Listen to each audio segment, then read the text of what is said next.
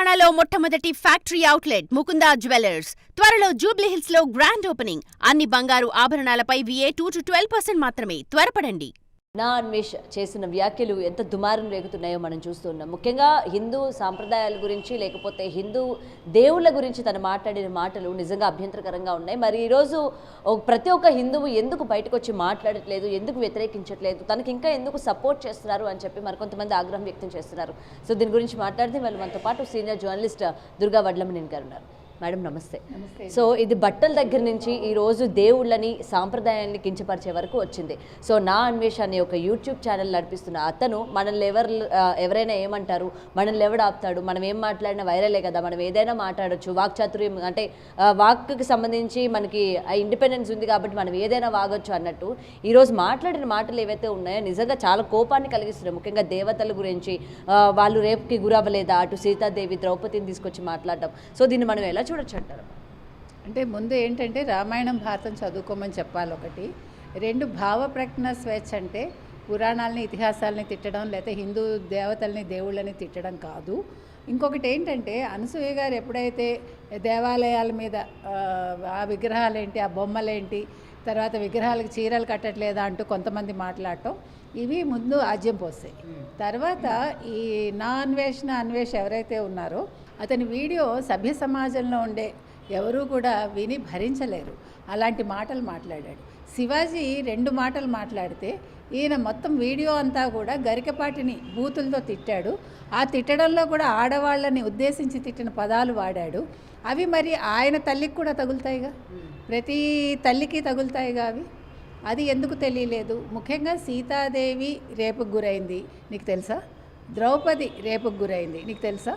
నువ్వు అవి మాట్లాడినందుకు నేనేమంటున్నానంటే, ఇప్పుడే విశ్వ హిందూ పరిషత్ వాళ్ళు విశాఖపట్నం గోపాలపురం పోలీస్ స్టేషన్లో నా అన్వేష్ ఎవరైతే ఉన్నారో అతని మీద కేసు పెట్టారు.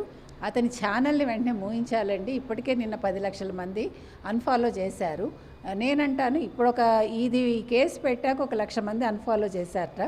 ఇంకొక ముఖ్యమైన విషయం ఏంటంటే, మీరందరూ కూడా ఛానల్కి మీరు కంప్లైంట్ పెట్టండి, ఛానల్కి మీరు ఇన్ఫామ్ చేయండి ఇతని మీద. అది మాత్రం ముఖ్యంగా చేయాలి. ఎందుకంటే ఛానల్ మూయించాలి.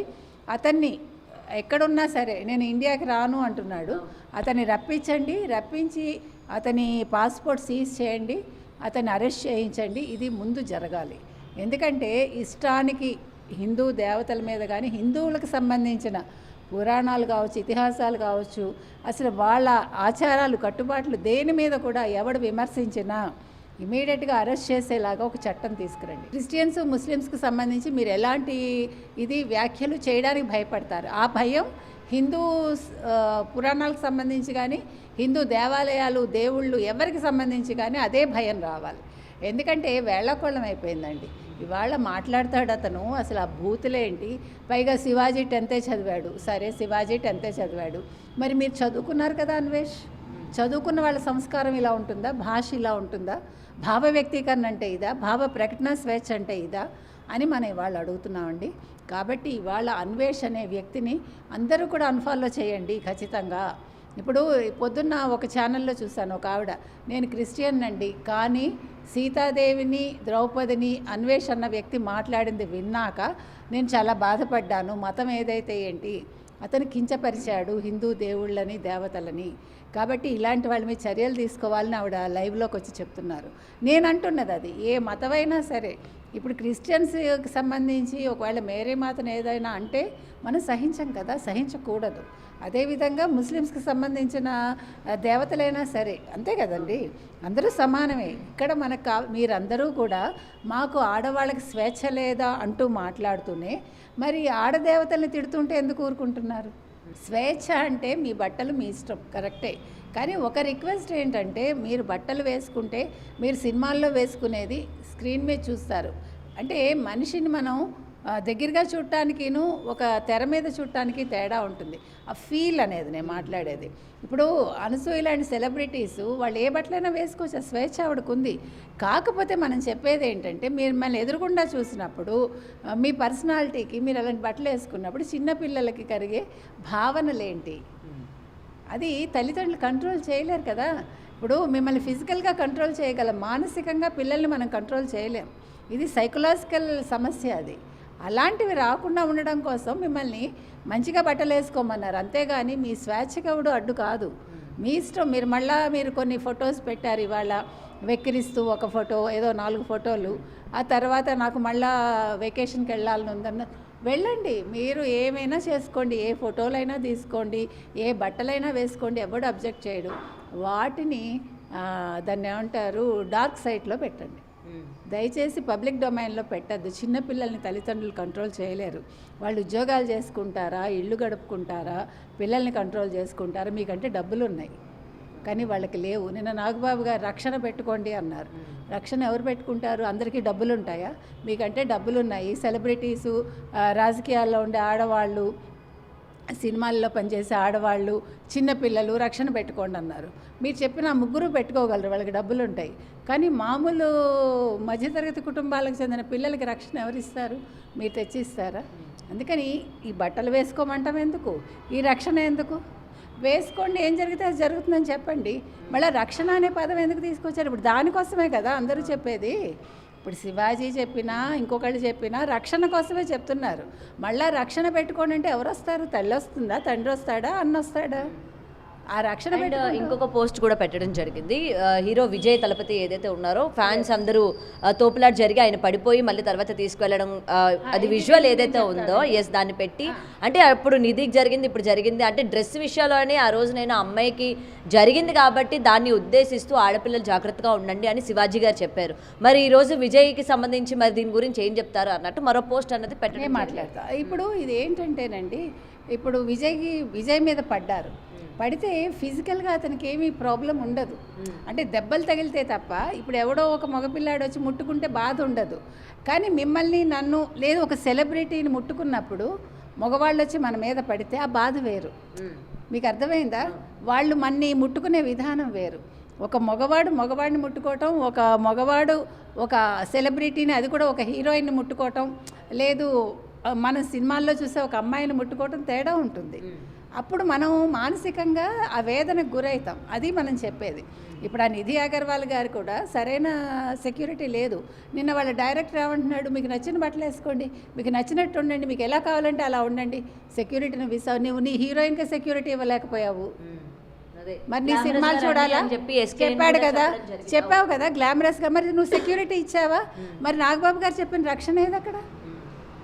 కాబట్టి మీరు చెప్పటం తేలిక, హౌ యూ విల్ కంట్రోల్. ఇవాళ విజయ్కి జరిగింది అంటే విజయ్ మగవాళ్ళ మీద పడ్డారు, ఇట్స్ నాట్ ఎ మ్యాటర్. వేరే ఇప్పుడు అనసూయ గారికైనా, లేకపోతే ఆవిడెవరు నిధి అగర్వాల్ అయినా, మరొకళ్ళైనా, అది అక్కడ మనం మానసికంగా మనం దెబ్బతింటాం. అందుకని మనం ఆ మాట చెప్తాం. ఎందుకంటే ఒక ఆడపిల్ల మీద ఉండే కన్ను వేరు, ఒక మగపిల్లాడి మీద ఉండే కన్ను వేరు. అది అందరికీ తెలిసింది. అది ఏమంటారు, ప్రకృతి సహజం అది. సో దాన్ని నేను ఎలా అయినా పర్వాలేదు అనుకుంటే, అందుకే చెప్పాం మనం, మీ సెక్యూరిటీ మీరు పెట్టుకుని మీరు ఎలాంటి బట్టలైనా వేసుకోండి, అబ్జెక్షన్ లేదు. ప్రభుత్వ సెక్యూరిటీ అడగద్దు, ప్రభుత్వానికి సంబంధం లేదు. మీరు ప్రైవేట్గా ఒక ఈవెంట్కి వెళ్ళినప్పుడు, that is your private event. ప్రభుత్వ ఈవెంట్కి మీరు వచ్చినప్పుడు అప్పుడు మీకు రక్షణ కల్పించాల్సిన బాధ్యత ప్రభుత్వంది. అంతే చెప్తాను. అండ్ అన్వేష విషయానికి వచ్చేసరికి, అంటే హిందువుల్లో ఉన్న ఆడవాళ్ళు మాత్రమే ఎక్కువగా రేపులకి గురవుతూ ఉన్నారు. సో కాల్డ్ క్రిస్టియానిటీ ఉన్న ఆడవాళ్ళు మాత్రమే సంరక్షణగా ఉంటున్నారు, అంటే రక్షణగా ఉంటున్నారు, ఎటువంటి రేప్ కానీ దేనికి గురవ్వకుండా ఉంటున్నారు అని చెప్పి ఇక్కడ అంటే మతాలను తీసుకొచ్చి మాట్లాడడం జరిగింది. ఆయన చెప్పింది ఆయన్నే కాంట్రడిక్ట్ చేసుకుంటున్నారు. ఎందుకంటే హిందువులే అందరినీ రేప్ చేస్తున్నారు, హిందువుల్ని రేప్ చేస్తున్నారట, క్రిస్టియన్స్ని చేస్తున్నారట, ముస్లిమ్స్ని చేస్తున్నారట. ఇప్పుడు ముస్లిమ్స్ని ఎవరు చేశారు, క్రిస్టియన్స్ని ఎవరు చేశారు, హిందువుల్ని ఎవరు చేశారు, ఆ నెంబర్ ఇవ్వమనండి, అసలు మొత్తం డీటెయిల్స్ ఇవ్వమనండి. మీరు ఒక స్టేట్మెంట్ ఇచ్చినప్పుడు వివరాలు ఇవ్వాలి. నెక్స్ట్, ఇప్పుడు ముస్లిమ్స్లో కూడా రేప్స్ జరుగుతాయేమో మనకు తెలియదు. వాళ్ళు బురకాలు వేసుకుంటారు, సెక్యూర్డ్గా ఉంటారు. కానీ ఇప్పుడు వాళ్ళు బురకాలు వేసుకున్నందుకు ఈ సోకాళ్ళు వాళ్ళు ఎవరు కూడా మీరు వేసుకోకండి అని చెప్పట్లేదుగా. మరి ఎందుకు చెప్పట్లేదు? మాలాగే స్వేచ్ఛగా ఉండండి అని ముస్లిమ్స్ అమ్మాయిలకు కూడా స్వేచ్ఛ కావాలి కదా, మరి ఎందుకు వీళ్ళు చెప్పట్లేదు? ఓన్లీ హిందువుల మీదే మీరు ఎందుకు మాట్లాడుతున్నారు? హిందూ అమ్మాయిలే మాట్లాడుతున్నారు, హిందువులకు సంబంధించే మాట్లాడుతున్నారు, హిందూ దేవతల గురించే మాట్లాడుతున్నారు. ఈ వివక్ష ఏంటి మరి? అమ్మాయిలు అన్నప్పుడు అందరూ ఒకటే, సామాజిక ఏమంటారు వేత్తలైనా లేదంటే ఫెమినిస్టులైనా ఇంకొకళ్ళైనా కూడా మీరందరూ కూడా మీ కట్టుబట్టు మీరు సంప్రదాయబద్ధంగానే ఉంటుంది ఒకటి. రెండోది మీరందరూ కూడా హిందూ ఆడపిల్లలకు చెప్తున్నారు తప్ప మీరు ముస్లిం ఆడపిల్లలకి ఎందుకు చెప్పట్లేదు?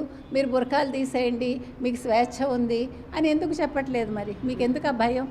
వీళ్ళంటే లోకువా, హిందువులంటే లోకువా, మిగతా మతాల వాళ్ళంటే భయమా మీకు? దాని మీద కూడా ఆన్సర్ చెప్పమానండి. ఏది ఏమైనా ఇక్కడ ఇవాళ అన్వేష్ అనేవాడు మాట్లాడిన దానికి అతన్ని మీరు ఇండియా తీసుకురండి, అరెస్ట్ చేయండి, అతని ఛానల్ని అన్ఫాలో చేయండి, అతని ఛానల్కి రిపోర్ట్ చేయండి, అది మాత్రం మనం చెప్తాము. ఖచ్చితంగా అతను అరెస్ట్ అవ్వాలి. రైట్. మహిళా కమిషన్ కూడా దీని మీద యాక్షన్ తీసుకోవాలి. ఎందుకంటే శివాజీ వ్యాఖ్యల మీద ఏ విధంగా అయితే వెంటనే యాక్షన్ తీసుకొని తనకి రావాలి అండ్ ఎక్స్ప్లెనేషన్ ఇచ్చుకోవాలి అని చెప్పి ఏదైతే తీసుకుందో డిపార్ట్మెంట్, ఇప్పుడు అన్వేష మాట్లాడే మాటలకు కూడా తగిన యాక్షన్ తీసుకోవాలని చెప్పి ఇటు మహిళలు చాలామంది అడుగుతున్న పరిస్థితి కనిపిస్తుంది. ఖచ్చితంగానండి. ఎందుకంటే వాళ్ళు అంతసేపు శివాజీని అన్ని ప్రశ్నలేసి ఆయనకి వార్నింగ్ ఇచ్చినప్పుడు 2 మాటలకి, మరి ఇప్పుడు ఇతను గరికపాటిని తిట్టాడు, బూతులు మాట్లాడాడు, తర్వాత అతను ఎవరు శివాజీని తిట్టాడు, మరి హిందూ దేవీ దేవతలను తిట్టాడు. వీటి మీద మరి ఇవాళ వాళ్ళు సుమోటోగా ఎంతసేపు అతన్ని ప్రశ్నిస్తారు, ఏ శిక్ష వేస్తారు అనేది చూడాలి. ఖచ్చితంగా ఇవాళ మహిళా కమిషన్ మీద ఈ బాధ్యత ఉందండి. And madam, last and final, అసలు ఈ వివాదం అన్నది సారీతోనే సద్దుమణిగా అయిపోతుంది అనుకుంటున్న టైంలోని ఎక్కడ కూడా ఇది రోజు రోజుకి పెరుగుతున్న పరిస్థితే కనిపిస్తుంది. కానీ ఇందులోని బట్టల విషయం పక్కన పెట్టి దేవుళ్ళని, వాళ్ళని, వీళ్ళని, మతాలని ఇట్లా తీసుకొచ్చి ఇంకా దీన్ని ప్రొలాంగ్ చేసే ప్రయత్నమే చేస్తున్నారు. కానీ ఇది ఎక్కడ కూడా ఆగే ప్రయత్నం చేయట్లేదు. అయితే మెయిన్గా ఇది ఆపే ప్రయత్నం చేయాలని లేదా, లేకపోతే ఎందుకు ఇంత వివాదం ముదురుతుందంటే ఏం చెప్తారు? అది యాక్చువల్గా ఆయన సారీ చెప్పినప్పుడు అనసూయ గారు కూడా దాన్ని వదిలేసి ఉంటే వేరేగా ఉండేది. ఆవిడ ఎప్పుడైతే దేవాలయాలు, బొమ్మలు అవి తీసుకొచ్చారో అక్కడి నుంచి దాని విధానం పంథా మారింది. సో తర్వాత ఎవరికి వాళ్ళు ఎన్కాష్ చేసుకోవాలని చూస్తున్నారు. అక్కడ జరిగింది మొత్తం. సో దీన్ని ఎక్కడో ఒక చోట తెరపడాలి. కాబట్టి ఇప్పుడు అన్వేష్ అనేవాడు అరెస్ట్ అయితే దీనికి ఒక ముగింపు వస్తుందా చూద్దాం మనం. రైట్. Thank you.